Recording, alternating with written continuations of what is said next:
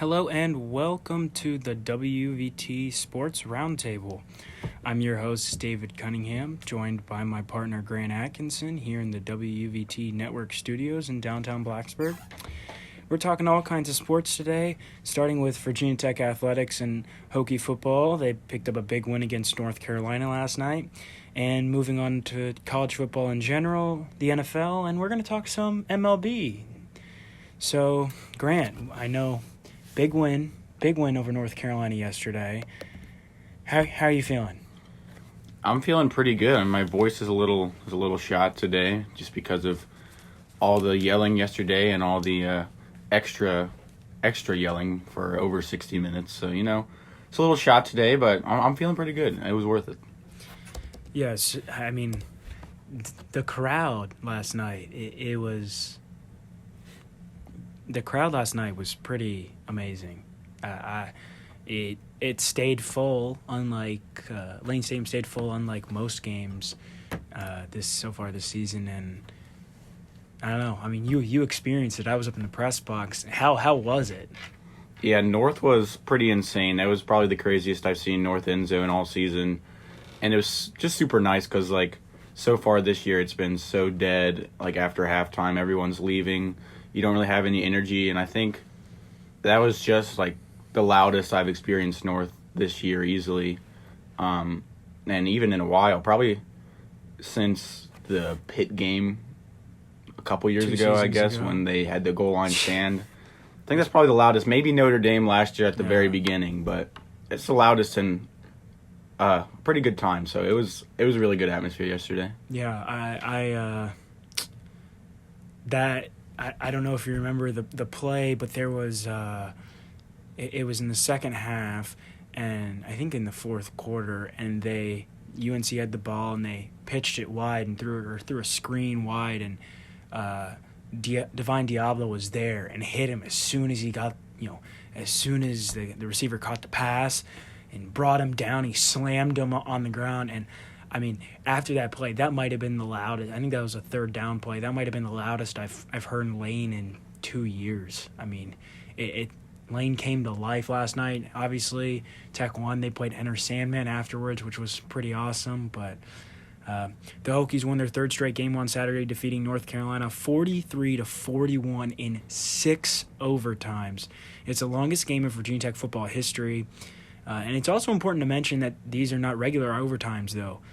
Before the start of the season, the NCAA implemented a rule that if the game went to a fifth overtime, it would turn into a 2-point conversion shootout starting in the fifth overtime. It's similar to the previous overtimes where both teams get the ball at the 25 and have 4 downs or more with the first down to score. Now it's starting in the fifth overtime. Each team has one chance to make a 2-point conversion with the ball placed on the 3-yard line. So my first question for you, Grant, is did you know the rule existed, and what did you think about it? I did not know the rule existed, and it was pretty embarrassing because I was sitting with a few friends over in North End Zone who, well, one of them knows about football, but the other one just didn't really know about college football very well. And so they were asking me, what's going on? Why is this happening? And I was like, shoot, I don't know. I didn't know about this rule. I don't know what's going on either. So I was supposed to be the one who knew what was going on, and I didn't. But I don't know. I think they implemented it because of the 7 overtime game with LSU and A&M last year, and there's just some injuries that happened and stuff that made them say we don't want games to go that long anymore. So I guess player safety-wise, it's good. Honestly, I don't love it, even though we won. I feel I don't know. I mean, it was exciting, but I feel I would have rather just seen the regular overtimes keep going. We're there for the long haul at that point, so yeah. I would rather have just seen it keep playing out, but it ended up in our favor, so I guess it's okay. Yeah, it seemed really crazy. North Carolina had an opportunity to win the game on a field goal. Fuente calls a timeout. After Mac Brown calls a timeout to ice his own kicker, Fuente calls a timeout. And I thought was really cool on that kick was everybody in the stadium, or most people in the stadium, pulled out their phones and lit up their flashlights, and I've never really seen that, and he missed. And then Tech has a chance to win the game, and Brian Johnson makes the original attempt, but Mac Brown called timeout, which it looked really late. And then Brian Johnson misses, and then we're going to a fifth overtime, and I was up in the press box, and I think David Teal and Norm Wood were the only two people that knew the rule. I think Andy Bitter might have known, but a lot of us were looking around going, what the heck is going on? Why are they starting at the 3-yard line? And then the referee explained the rule. So, but it was that was quite an ending. There were some defining moments in that game. What play stood out to you the most? Man, if I had to pick one, I guess I would say that 4th and 3 fade route, and I guess it was the second overtime that Quincy threw to Damon Hazelton. I thought that was a really gutsy call. I thought that Brad Cornelson, honestly, most of his play calls in overtime weren't my favorite. I didn't like how conservative he was playing, but that was a really gutsy call on 4th and 3. I thought it was going to be just some, slant route or some short little route that'll get 3 yards every time. But that's a gutsy call to go the fade route, 4th and 3 from like the 20-yard line, and it was a perfect throw by Quincy. So that's the play that stands out the most to me, I would say. Yeah, that was a pretty big play. North Carolina had already scored. Tech ran the ball up the middle 3 times. It's 4th and 3 from the 18, and Tech's got to get to the 15-yard line, or else the game's over. And we don't say this often, but credit to Brad Cornelson. I mean, that was a very, very good play call. I mean, that speaks to how much respect and how much trust they have in Quincy.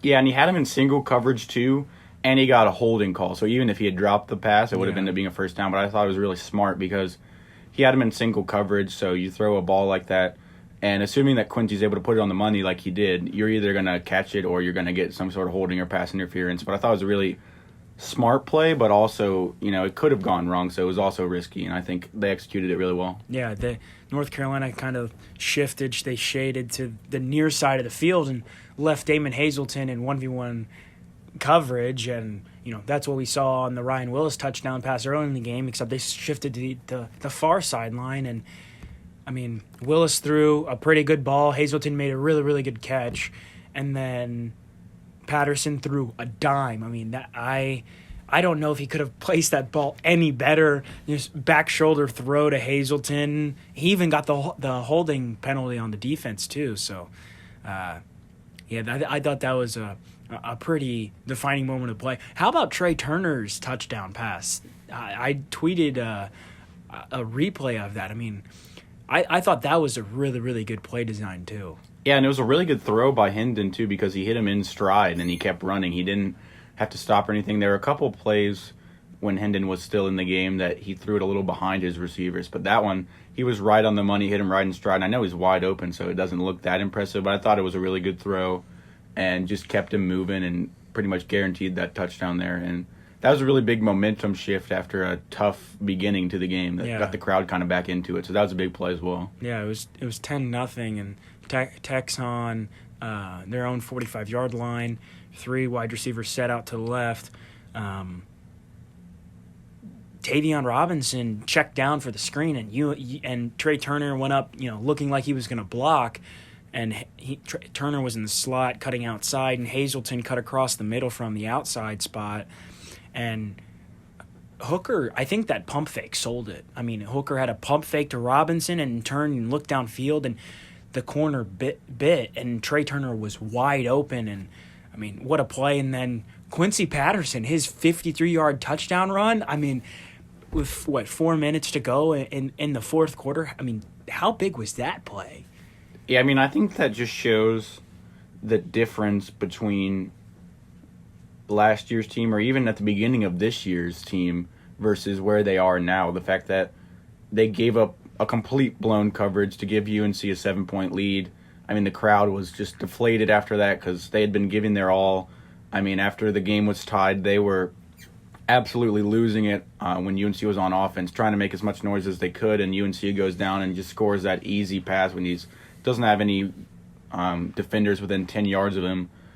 So it would have been really easy to just kind of fold after that point, and I think we've seen that before under Fuente, but they didn't do that, and they kept fighting, and Quincy ended up being able to turn that big play and completely turn around the the momentum of the game. So I think that was really big, and it shows just the toughness of the team and the mental toughness that they have to keep fighting after that.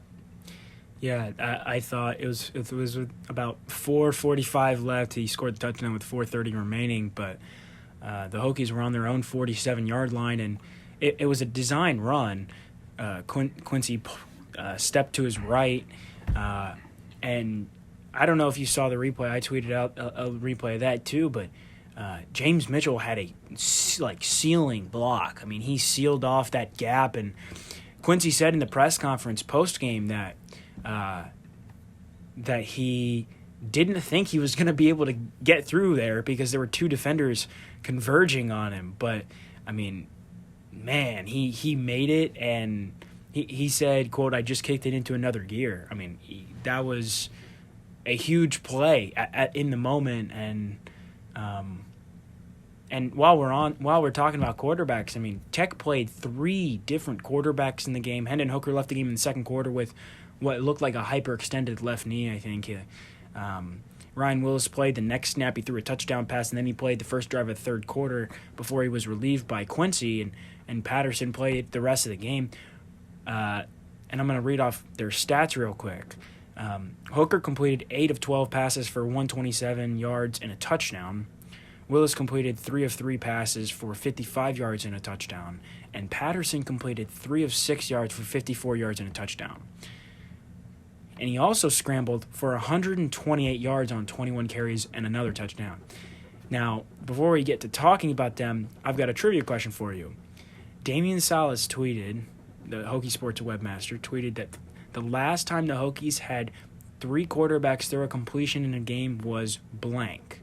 Do you know the game? I already saw it, so it's kind of cheating. But you did. What is it? Do you know what it is? William and Mary in 2007. Okay, and who are the 3 quarterbacks? Tyrod Taylor, Glennon, Sean Glennon, and the third one. Do you know the third one? I don't even remember the third one. I already read it, and I still don't remember it. Yeah, third one was Corey Holt. So, and it's the first time that Damien said it's the first time that since his stats database starts in 1987, that Tech has had 3 quarterbacks pass or rush for a touchdown in a game. So a pretty big game, but how big? I mean, every single quarterback stepped up in some way. It was really a team performance. Yeah, I thought it was really impressive from Ryan Willis when he came into the game at the end of the half, and his first pass is that awesome fade route to Hazleton, which, of course, Hazleton made a nice play on it, but he wouldn't have been able to do that if Willis hadn't placed the ball in a place where he could make a play on it. Yeah. So I thought that was a really nice throw by him, especially coming in cold and coming in, unfortunately, to a not very good reception from the fans, which I don't know how I feel about that. I mean, I understand they're passionate and they don't like to see the Hokies struggle as they have at times with Ryan Willis, but I wish that they would respect him a little bit more. I mean, he's a kid. He's doing the best that he can, and I wish that he didn't receive those boos when he came in the game. But I thought it was really cool that he comes in and his first play throws that big touchdown to give the Hokies a lead going into halftime. So that was really important. That's something that may get lost in the fact that he later got benched and ended up having a couple of plays that left you scratching your head. But that was a really big one, and it was really important for the outlook of the game, I think. Yeah, somebody mentioned after Quincy's really long touchdown run that one of the first people to run over and congratulate him when he got over towards the sideline was Ryan Willis. And I think one of the defining moments for me in this game, obviously the other moments are pretty big, but Willis's touchdown pass, I mean, there's 18 seconds left. Tech scored with 19 seconds left, excuse me. Willis comes in. Hooker just went out of the game. You know, Willis comes in. Tech's at the 19-yard line. No, excuse me. Tech's at the 11-yard line. And Willis throws a dime. I mean, he put it on the money. He put it where only Hazleton could catch it. And if Tech doesn't score on that drive, it's 14-17 going into halftime. Tech's trailing. I thought that was a pretty big momentum swing in general, and obviously it stinks for Ryan that he didn't get to finish off the game, but he was very supportive on the sideline of Quincy and Hendon when Hendon was in the game in the first half. Yeah, unfortunately for him, I don't know if we'll ever see him throw another pass in the Virginia Tech uniform, honestly. I think that after that intentional grounding, that was something I've never seen before. I don't really know what he was going for there, but I think that was pretty much the last straw for Fuente. He doesn't really put up with things like that. He preaches ball protection and preaches not turning the ball over, but also not making stupid mistakes, and that just, there's no reason for that. I mean, he is getting sacked, and he just throws it up in the air over his head. I mean, I think that was kind of the final straw, which is unfortunate because I think that he's been really important for this team, and he's done a lot of things to keep the Hokies fighting and keep them in a position where they could win games such as this one. But I think that the Hokies have two better options now. Yeah. We'll see what happens with Hooker. I'm not sure how serious the injury is. Luckily, he has 2 weeks to heal up, so hopefully he'll be good to go. But I think that even if he's not, I would expect to see Quincy before Ryan, just based on the way that yesterday's game went and the way that Ryan seems to just have a tendency to turn the ball over, which Fuente just doesn't like. And so I'm appreciative of him and all that he's done for the program, but I wouldn't be that surprised if we don't really see him out there very much for the rest of the season. Yeah, I kind of agree with that. I think if Hooker comes back, if Hooker's healthy for Notre Dame, you start Hendon, and Quincy's the second option. Unfortunately, like you said, Ryan's done so much for this program. I mean, he led that game-winning comeback against North Carolina last year. He led the comeback against, hopefully the comeback against UVA. He's made some big-time plays for this program, but in the current system that Tech is running, I think Hendon is a great option, and Quincy's a pretty good option too, and he showed that yesterday. That touchdown run he scored, I think that also was one of the loudest points in time I've heard in Lane Stadium because he took off. But, and Tech, overall, all three quarterbacks played well. They completed 14 of 21 passes for 236 yards and 3 touchdowns, no interceptions. The only turnover Tech had was that muffed snap from Hooker, which just looked like miscommunication. But overall, between the three quarterbacks, it seemed like a pretty solid performance. Yeah, I think they played really well. I mean, like you said, Ryan was 3 for 3. Obviously, the one intentional grounding didn't count towards those stats, but he was 3 for 3 for 55 yards and a touchdown. So he played well when he was in. We talked about Quincy, the couple big throws that he made, and also the plays he made with his legs. And then Hendon, for most of the first half, I thought was pretty solid. So, yeah, they all played well. I think it's just that when you have Patterson and Hooker, they can make plays with their legs in the offensive system that Cornelsen wants to run that Willis just isn't that well suited to make. And so I kind of feel bad for Willis in that sense of, I think he has a really good arm. I think he probably has the most talented arm on the team.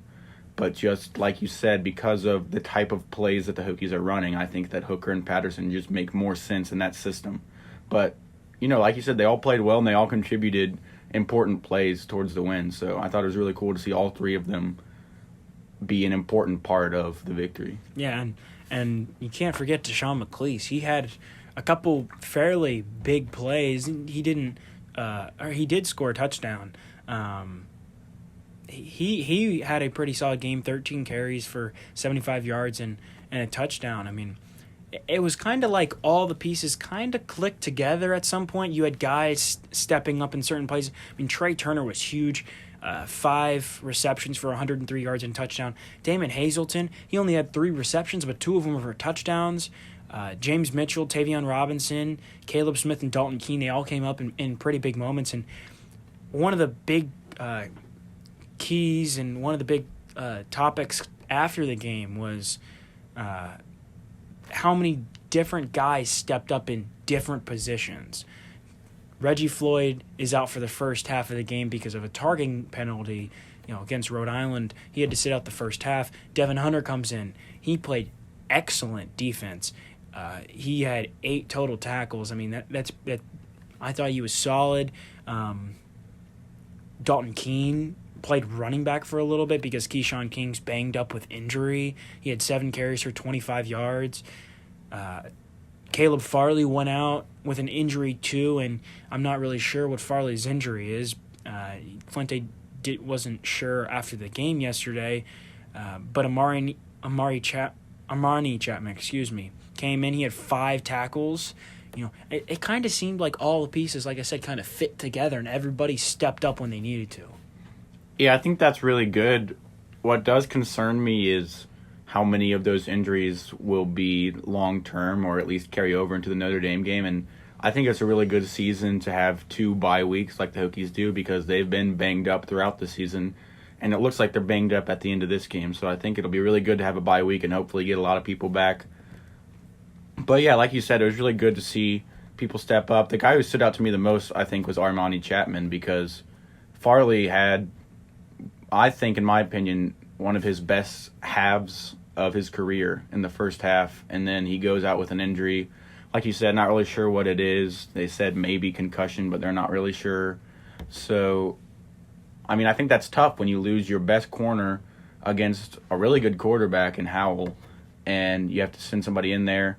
And I think that Fuente chose to go with Chapman over Quillen just because Quillen, 1, he's been banged up a little bit this year, and 2, he's just been a little bit inconsistent. And so he put Chapman out there, and I thought he played really well. I mean, there was a couple plays where he got burned, but I thought with Waller and Chapman out there, 2 pretty young guys, they did a pretty decent job of holding down that defense without their leading cornerback. Yeah, so that was the thing that stood out to me. Yeah, I mean, Caleb Farley, he was huge in that first half. He had 4 pass breakups, a new career high for him. But like you said, it was guys kind of stepping up all over the field.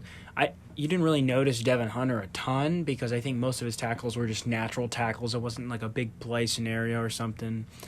But how big was Khalil Ladler? I mean, 5th and 6th overtimes, he had the game-winning tackle, I would say.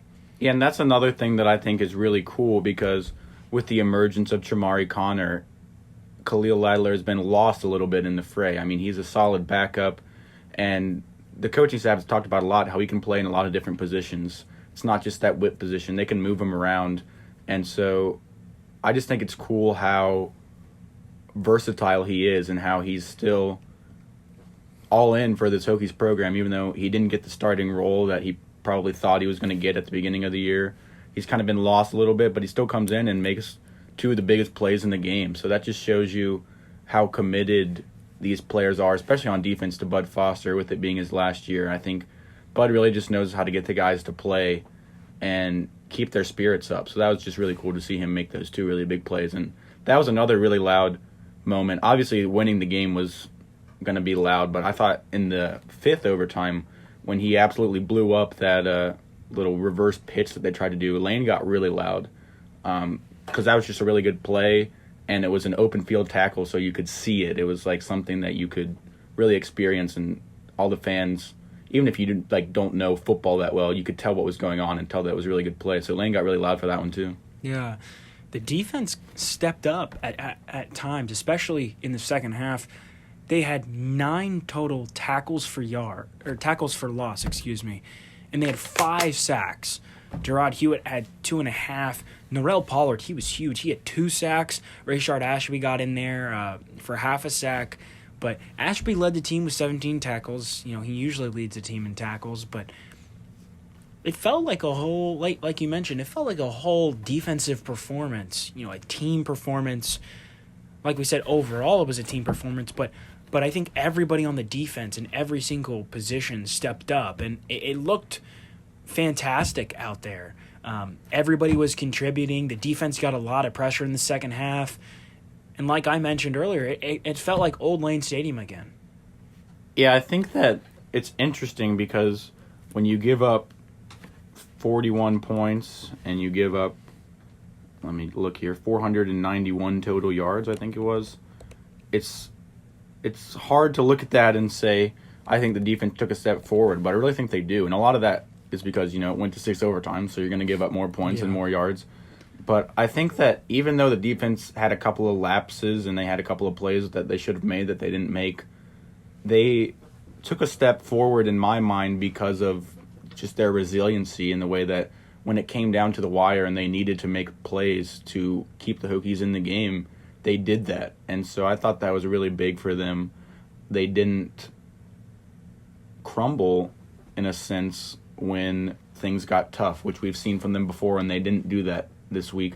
And that's a big reason that the Hokies were even in a position to win the game, because there were many a time that the defense, if they had made a mistake, the game would have been over, and they didn't do that. So I thought that was a really big just overall performance and overall mentality of we're going to stay tough and we're going to keep ourselves in this game.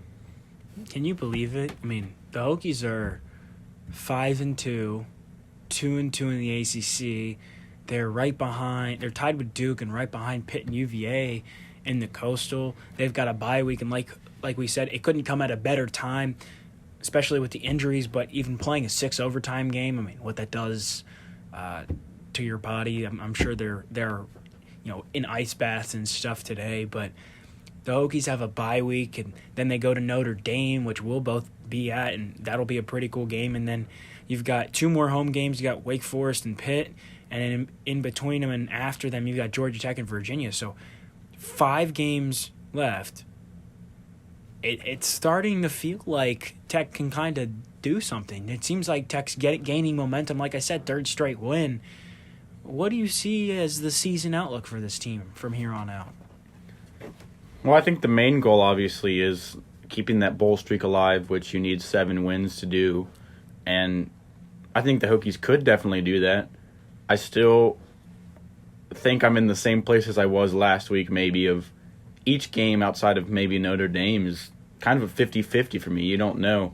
Probably the Hokies will be favored against Georgia Tech, although Georgia Tech beat Miami yesterday. But I would still think the Hokies will be favored against Georgia Tech. Wake Forest at home will be a toss-up, maybe Wake by a couple of points. Pitt at home, I don't know, maybe the Hokies by a couple points, and then UVA will probably be favored. But it's UVA, and you never know. So I think, those 4 games are all winnable, but they're also all losable. And so you're hoping to get 2 wins out of those. And if each game's 50-50, you hope to go 2-2, and I think that's what the Hokies should look for. I don't think the fans and the program should get upset if the Hokies were to go 2-3 for the rest of the season. You go 7-5. I mean, that's not what you were hoping at the beginning of the season, but given where we were at one point, I think going 7-5 would be really big for this program. And so even though going 2-3 throughout the rest of the season might not be incredibly pretty to watch or might not feel great at all times, I think that it would be really good for the Hokies just to get to that point. So that's kind of my personal goal that I would like to see them get to, is that 7-5 mark, not just for the bowl streak, but just because, you go above 500, and the way that we were looking at the season just a couple of weeks ago, I think that would be a really big accomplishment for this coaching staff and for this team. And it was a pretty big recruiting weekend yesterday, too. Obviously, North Carolina is one of the biggest recruiting opponents, you would say, for Justin Fuente and company. Mac Brown, first-year head coach, he's recruited in North Carolina and recruited up and down the East Coast so well. How big do you think yesterday's win was in terms of Tech, UNC the recruiting rivalry there? Yeah, I talked about that after the game with my dad a little bit. I think it was huge because coaches always say, like, winning or losing a game doesn't have that much effect on recruiting just because there's so many other factors, and you're not going to go to one school because they beat another school one time when you were there, which I generally tend to agree with, but I think that's a game that you're not going to forget. I mean, a 6 overtime game like that is something that's going to stick in your mind, and also just the atmosphere. I don't think it could have come at a better time, because I don't think it's a stretch to say that at all the other home games this year, the atmosphere has not been there for Lane. And any recruits that were there at another game this year probably felt like this is not the Lane Stadium that I've heard about, that I've dreamed of playing in. But if you were there yesterday, I mean, that is old Lane Stadium. That is what you hear about and what you think about when you think about Lane Stadium. So I think that the fact that there are so many recruits there for our best game of the season in terms of the fans and the participation from the entire stadium, I think that makes an impact even more than the win. Just the atmosphere of yesterday and them feeling like I can play in this, and how cool would that be? I think that's really big. Yeah, I mean, you remember a week ago where we were like, Lane Stadium, I mean, this is one of the biggest games. This could be the turning point in Tech season, and Tech really needs the fans to show up, and I think they did. I think they did. I was up in the press box, so I wasn't in the stands, but the east stands, the west stands, they were packed. The north emptied out a little bit, but that's what happens during homecoming week, and the maroon effect looked pretty good, I thought. But I thought it was pretty solid. I mean, maroon is always the easiest one because everyone has maroon. But I thought everyone did a pretty good job of that. Yeah. We've got about 30 minutes left in our show before we continue. This is a reminder that you are listening to WUVT 90.7 FM Blacksburg. Now, I don't know if you saw yesterday, but because the Hokies beat North Carolina, there is now an ACC Circle of Suck. Do you see that? Yeah, I did see that. Yeah. So Georgia Tech defeated Miami, who defeated UVA, who defeated Pitt, who defeated Duke, who defeated Virginia Tech, who defeated North Carolina, who defeated Georgia Tech. So the ACC Coastal, and this is our transition into just college football in general, the ACC Coastal is always crazy. I remember when Reese Davis and Lou Holtz and Mark May used to do the ACC Wheel of Destiny on College Football Live on Sunday mornings, but how crazy is this division? It's really crazy, and I think it's cool because at the beginning of the year, everyone's like, oh, the ACC Coastal is like one of the worst Power 5 divisions that there is. And honestly, that still could be true, but it's exciting. I mean, each game, you don't know what's going to happen, and it's not just the Hokies, it's every team. I mean, there are games happening all over the Coastal that you just don't see coming. Like Georgia Tech beating Miami yesterday. The Hokies beating UNC was an upset. I mean, there are just things that you can't predict. And so even though I still think that every team in the Coastal is very mediocre, it's really exciting to watch, and I think it's generating at least some national exposure, if not, oh, look at this really good division with all these top 25 teams. It's at least, look how competitive this division is and how exciting the games are. So it's at least getting attention somehow, which I think is important. Yeah, I mean, you've got Georgia Tech defeated Miami, who last week defeated Virginia, and Virginia was ranked. And I just think, like you said, it shows. Everybody talks about how the ACC, worst Power 5 division, especially the Coastal. They've got some teams that are there and some teams that aren't. But I mean, you saw even the worst teams like Georgia Tech, who's at the bottom of the division, and Miami. Some of the teams towards the bottom getting wins, but it was a pretty good, interesting college football weekend yesterday. The Michigan-Penn State game was fairly close, down to the wire. The Wisconsin thriller in Illinois, I should say. Illinois knocking off Wisconsin on a game-winning field goal. What game yesterday, if there was one, stood out to you, besides the Tech game, obviously? That's tough. The one I watched the most of after the Tech game was that Kansas-Texas game where Kansas scored with like a minute and a half to go, went for 2, and got it to go up by 1, and then Texas drives all the way down the field and makes a game-winning field goal. So that was the one I watched the most of. I guess what stuck out to me from that game was how terrible Texas' defense looked. I don't know that Texas is going to be able to make it to the Big 12 title game if they keep playing defense like that. I would much rather see a Baylor in there because I think Baylor knows how to play defense, whereas Texas just looks lost on that side of the ball right now. But that was probably the most exciting game that I watched outside of the Hokies game, but I didn't get to watch the Illinois-Wisconsin game because it was going on during the Tech game, so that one was exciting too, watching the highlights of that one. Yeah, I was watching that. I had that game up in the press box, the Illinois-Wisconsin game. Illinois hit a game-winning field goal, and they played jump around in Illinois Stadium, which is what Wisconsin plays in their stadium. So I thought that was pretty cool. And, I mean, Alabama escaped Tennessee.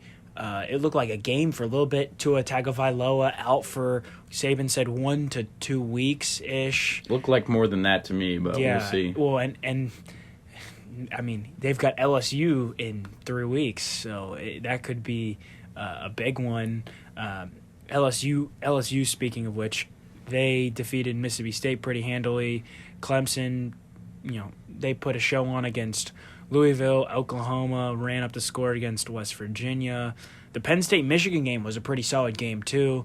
It looked like Penn State was up 21-7. Michigan comes back, then Penn State scores, and Michigan scores, and Penn State's for real. I mean, Penn State is good, and they've got Ohio State in a few weeks. Who do you have coming out of the Big Ten now? I mean, now that Wisconsin lost. I mean, I think you've got to say Ohio State just based on the way that they've played. Not only have they beat everyone, but they beat everyone handily.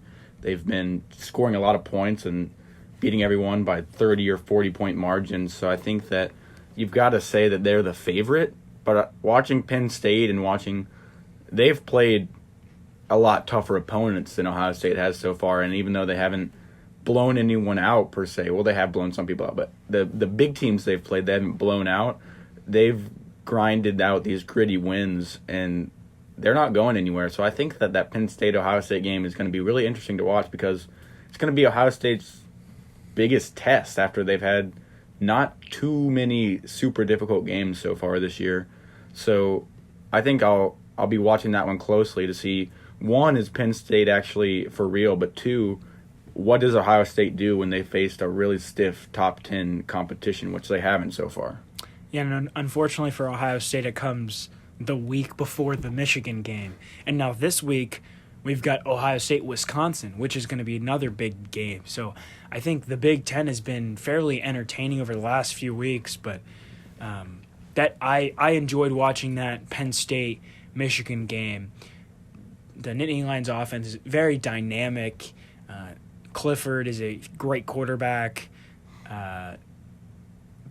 KJ Hamler, he's a fantastic wide receiver. Michigan, it looked like they had something going for a little bit, but Florida escaped South Carolina in Columbia. Georgia won over Kentucky. Auburn won 51-10 over Arkansas. I thought the Oregon-Washington game was interesting, and I think it went on during the Tech game. Washington was up fairly handily for a little while, and Oregon stormed back to win. Utah beat Arizona, which was another battle of top 25 teams.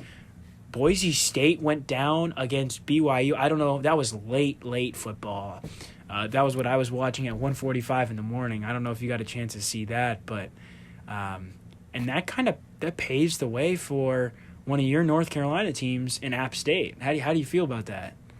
I would love to see App State be the group of 5 team that goes to a New Year's Six bowl. I think that would be really cool. They just have a really, really cool football culture down there, and it reminds me of the Hokies when, back in the 2009, 2010 days when the Hokies were winning the ACC and when their fans were just so bought in. That's kind of how it feels like at App State, and they just have a really cool culture down there. I know a couple of people on the team and a lot of people that go there, and I think it would mean a lot to them if they were able to get that kind of national exposure. I know how much it meant to them yesterday to play their first home game ever as a ranked team in the AP poll, and they just had an incredible turnout and ended up winning 52-7 or something like that. So, they put on a show. They're not afraid of the spotlight. The moment is not too big for them. They're ready to show what they're made of, and they're going to have another chance in a couple weeks. They already beat North Carolina. Now they play South Carolina in week 11, I believe it is. So. Yeah. It'll be exciting. I think that if they beat South Carolina, they have a really legitimate argument that they should be the group of 5 team to go. If they beat South Carolina and end up going undefeated, then that's going to be a really good resume for them. So it'll be interesting to see what happens. I think there's a couple of group of 5 teams vying for that spot right now. But like you said, UCF, Boise State, probably the 2 that we thought a couple weeks ago have both fallen. So it'll be interesting to see. Yeah, no, App State. I mean, they've looked pretty good this season. They won 52-7 against Louisiana Monroe yesterday. So Vanderbilt, I don't know if you noticed this. Vanderbilt upset Missouri. That was a pretty big game. They beat number 22 Missouri. Iowa barely escaped Purdue. Cincinnati beat up on Tulsa. Minnesota beat up on Rutgers, and and then Baylor defeated Oklahoma State. I think it was a pretty good college football weekend all around, and like you said, Kansas-Texas game was down to the wire. But who now? Obviously, Justin Fields had an off week. Who's your front runner for the Heisman? I mean, Tua's injured. He was hobbling. Justin Fields, he had a bye week, but he's looked very good. Jalen Hurts has looked really good. Wisconsin's quarterback, who I can't think of his name right now, somebody had him up there the other week. Who do you got number one right now? I still think Jalen Hurts is my number one, and he showed it again yesterday against not a very good defense in West Virginia, but he still put up the numbers and caused that Oklahoma offense to just continue churning and continue. That's the thing that stands out to me is there hasn't been a single game this season where Oklahoma is like, wow, their offense doesn't look the way that I thought it was going to. They just come out and are explosive every single time. They haven't really had an off week yet, so that's something that is just impressive to me, and I think is the reason that he's my front runner, is because he's led them to not only explosive games, but like consistently explosive games, to where it's not just a couple of games where he shows amazing prowess. It's every game. And so I think that consistent greatness on offense is what gives him the edge in my mind so far. Yeah, I think it'll come down to him and Justin Fields. I think they're both fairly solid quarterbacks. And don't forget about Joe Burrow. He has looked very talented, the LSU quarterback so far this season. But if you had to pick 4 teams for the college football playoff right now, who's your top 4 teams? That's really hard because I don't know if Clemson would be one of them right now. And they're undefeated in a Power 5 conference, but they haven't played anyone, and they won't play anyone. That's the thing. They probably will not play a top 25 team for the rest of the year unless Wake Forest gets back into the top 25, which it doesn't look like they're going to, based on the fact that they lost last week and then they didn't look very good, even though they beat Florida State yesterday. So it's difficult. I mean, obviously, Alabama, LSU right now, but that Alabama-LSU game is going to be really eye-opening to see, is one of them miles ahead of the other, or if it's super close, then it gets really interesting of what you do there. But right now, I'd say Alabama, LSU, Ohio State, and probably Oklahoma right now, if I had to just pick 4. Yeah, I think my top 4 would also be, in no order, Alabama, LSU, Ohio State, and Oklahoma. And the AP poll just came out, and you're right, Clemson fell. Ohio State actually jumped Clemson from 4 to 3 in this week's ranking, so it's Alabama 1, LSU 2, Ohio State 3, Clemson 4, Oklahoma 5, and then Penn State moved up from 7 to 6, and Florida moved up from 9 to 7. Obviously, Wisconsin fell. I'm looking through there. I mean, there are some the Power 5, or the Group of 5 teams, I should say. App State and Boise State. Boise State fell from 14 to 22, but App State jumped from 24 to 21. So, and Virginia Tech not receiving any votes. Virginia's receiving 29 votes. Wake Forest made the top 25 at number 25. They're 6-1. The Hokies have them in a couple weeks, but overall, I thought it was a fairly interesting weekend in college football. Before I move on to the NFL, a Virginia Tech sports update, non-football. Currently, Virginia Tech's volleyball team is winning against number 23, I believe, Louisville. They're winning 12-8 in the third set. Knock on wood. I'm not trying to jinx them. They won the second set 25-22 after losing the first set 25-19. And I told Evan Hughes, one of my great broadcasting friends, this on Friday night, that I thought it was going to be a very good sports weekend for the Hokies. Men's soccer wins over Notre Dame on Friday, 2-1, coming from behind. John Ingeson with the penalty. Jacob Labovitz with a late 79th minute goal. Grace Sclopin with a game-winning goal over Wake Forest. The Hokies volleyball team won one set against Notre Dame, who's been a powerhouse over the last 2 years. And now, knock on wood, the Hokies volleyball team's beating Louisville right now after the football team won yesterday. So, I mean, it's been a pretty good weekend in Hokie sports, hasn't it? It really has. I was at that Notre Dame Virginia Tech men's soccer game, and it was really exciting because Notre Dame scored first, and the Hokies honestly did not look very good in the first half. They looked tired. They weren't running to the ball. They were kind of flat-footed. And then they came out in the second half and looked like a completely different team. They got a break, not really a break, but they had a corner into the box that kind of bounced around and ended up getting a handball called in the box against Notre Dame, and then John Ingeson buried a PK, which he's been really good at doing this year. And so that made it 1-1, and then right after that, the Hokies had all the momentum. They were pushing really hard, getting all the shots, and finally, late in the game, I think it was the 79th minute or something like that, they ended up getting a really good goal that it was off of really good cross, and I can't remember who scored it, but it was a really pretty goal, and they ended up getting that win after they really looked like the inferior team in the first half, so I thought that was really cool that they graded that one out. I didn't stay for the women's game, but that one was exciting as well. Like you said, Grace Sclopin getting that game-winning goal. And so, yeah, I think it's been a good homecoming weekend, and people are excited. There's been a lot of people around campus for these sporting events, and, you know, it seems like Hokie Nation is feeling pretty good this weekend. Yeah, and it's, I mean, you have to feel good when your football team wins. That's the bottom line. We're going to talk MLB for a few minutes. It was Game 6 yesterday in Houston. The Astros against the Yankees. I don't know if you got a chance to watch. I forget what time the game started. It started at 8:00. Did you get a chance to watch the game?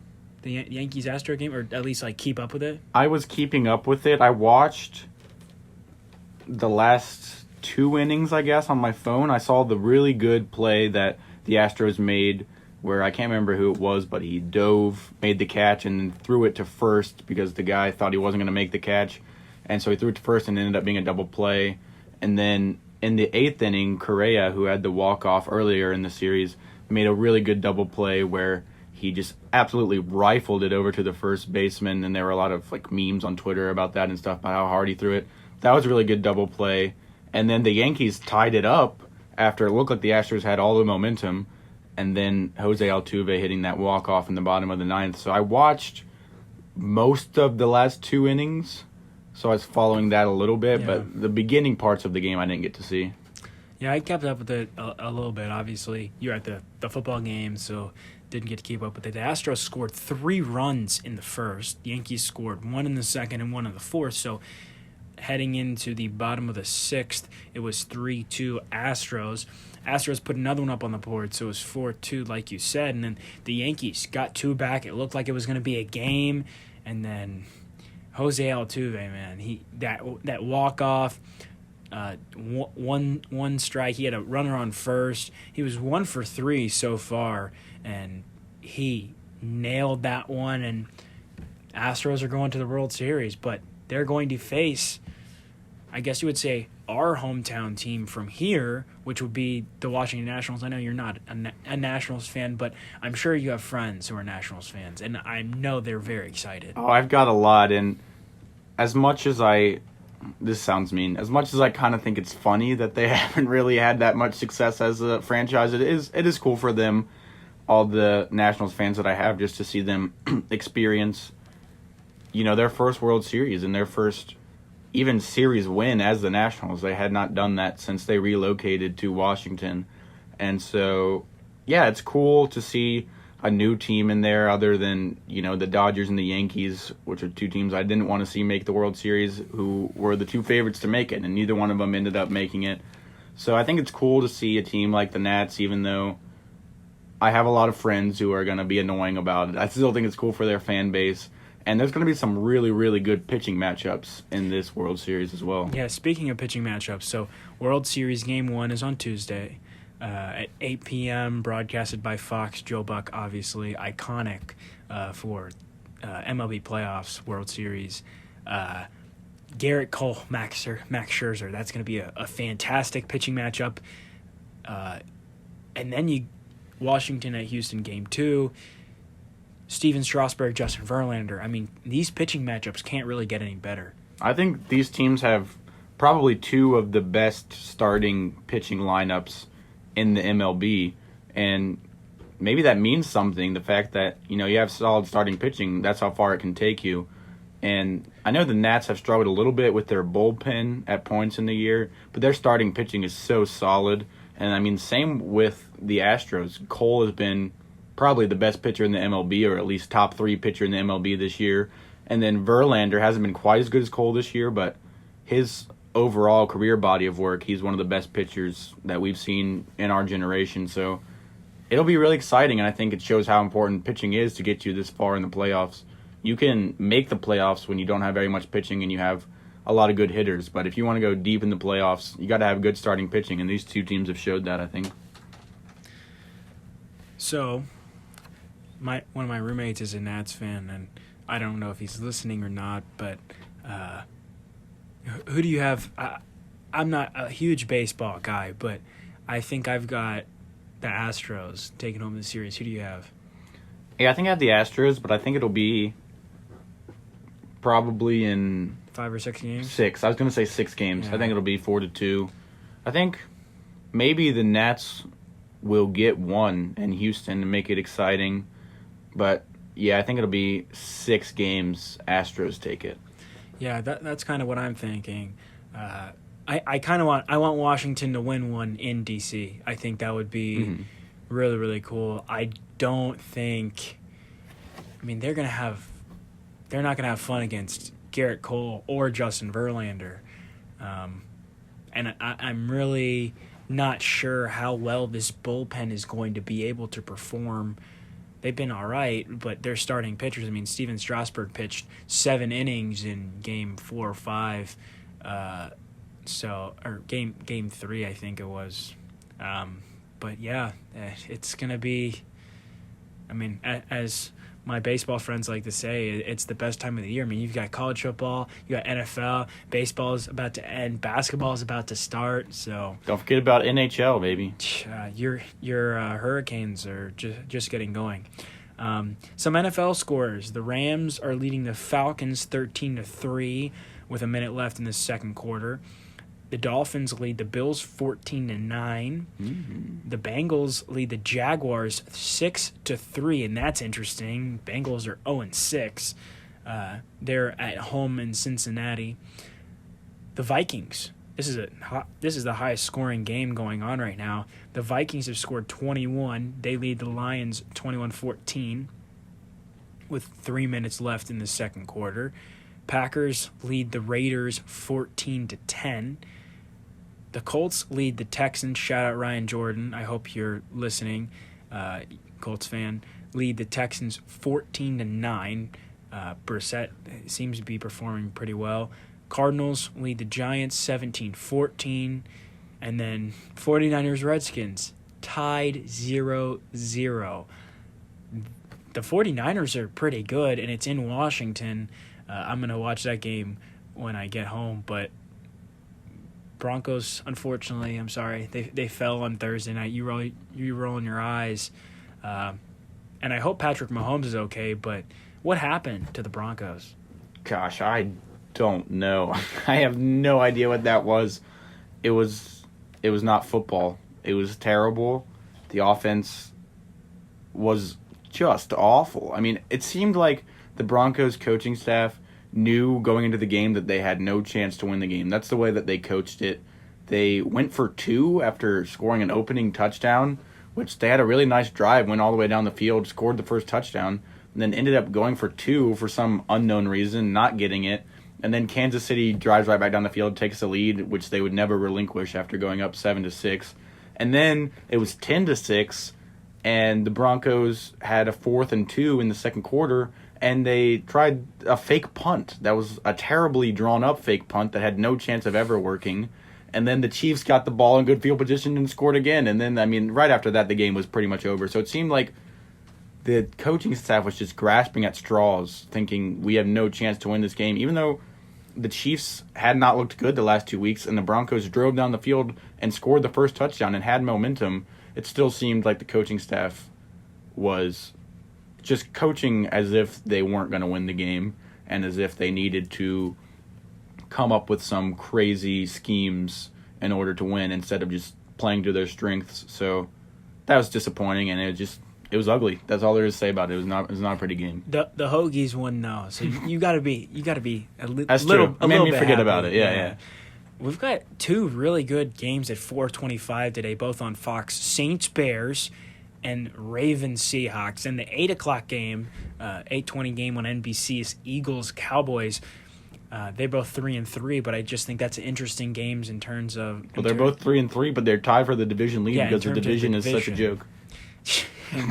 And then Monday Night Football game. I know Evan Hughes, who's not listening because he's calling the volleyball game, Patriots Jets. And Evan, I think, will lose his mind if the Jets find a way to upset the Patriots. But After that big win against the Cowboys last week, if they come this week and beat the Patriots, I mean, that's going to be some serious momentum for the Jets there if they can find a way to do that. What game are you going to be watching when you get home?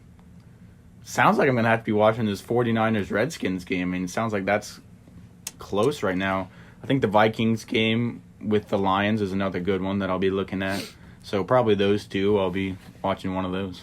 And then Cowboys Eagles. I think that should be. Oh, for sure. I'll be watching that one tonight. I don't even know how interesting. good of a game it will be. It'll just be interesting. I mean, it's probably two overrated teams, but it should be a good game and fun to watch. And they don't like each other at all. So I like to see some rivalries going on. It's always interesting. Yeah, I'm reading off a couple tweets. Apparently, it was an ugly first half due to ugly weather in Washington, and it's 0-0. The Redskins outgained the 49ers in the first half. So, Redskins fans, this might be a win against an undefeated who the 49ers have looked like one of the best teams in the league. Maybe the best team in the NFC, possibly. I'm not sure. That might be a hot take because the Seahawks look pretty good too. And that'll be a good game. They haven't played yet, the 49ers and the Seahawks, but they're in the same division, and they've been two of the hottest teams in the NFC so far, so that'll be interesting. Obviously, the Saints as well. Don't forget about them. But I think that division is really interesting this year. The Seahawks have kind of been able to cruise to winning that division the past couple of years because the Cardinals, 49ers, and who else is in the division? I can't remember. Rams, that's right. So they didn't win the division last year, but the Rams are bad this year. So anyway, I think that division is going to be a lot more interesting than it would have been even last year or definitely a couple of years ago.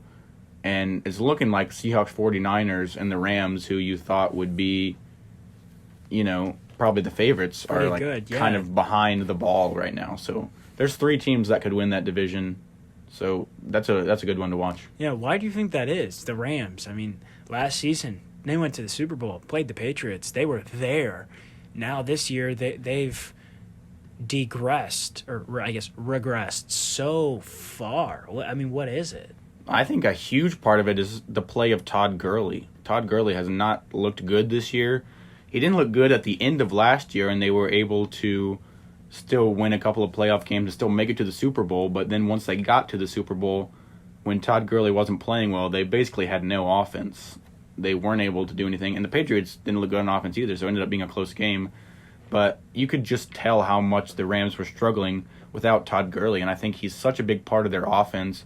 And the way he was playing at the beginning of last year as one of, if not the best running back in the NFL, just gives you such a big advantage in this league because there are so few elite running backs, I think, left in this league. And when you have one of them, you just have such an advantage. And now they don't have that anymore, and they're having to rely on Jared Goff, who is an average quarterback, and they have a couple of good receivers, but they just, without the production from Gurley, they're just not the same offense that they were, and their defense is having to cover for them, and they're not really ready for it, in my opinion. Yeah. Gurley has 8 carries for 12 yards in this first half, but he does have a touchdown reception. So, and like you mentioned, that big game between the Seahawks and the 49ers, Week 10, Monday Night Football. So that'll be a pretty good one. Any final thoughts? And before we do this, Virginia Tech volleyball in the third set, they lead 23-19. Evan Hughes has the call on the ACC Network Extra. Go listen. If you can't listen, go follow along on HokiesSports.com. But final thoughts from this weekend. Virginia Tech football? And Virginia Tech football, I think the fan base and the team is re-energized. They have shown some fight that I maybe didn't think that I was going to see a couple weeks ago. Even last week against Rhode Island, they looked a little bit lazy. And I was like, well, this team has kind of mailed it in for the season. But yesterday, I think was just complete re-energization of the program. That's not a word. But I think that, the program looks re-energized, like it has a new It's new back. life. I mean, the fans, the program, they are ready for the rest of the season. And so I think that it's just exciting. Yeah, it was a fun night yesterday in Blacksburg. I think that's the best way to describe it. And Lane Stadium felt like old Lane Stadium again. Well, as always, a big thanks to Matthew, our engineer, for making sure we get on air today. And thank you all for listening to WVT's Sports Roundtable. For Grant Atkinson, I'm David Cunningham. This has been a production of WUVT FM 90.7 Blacksburg.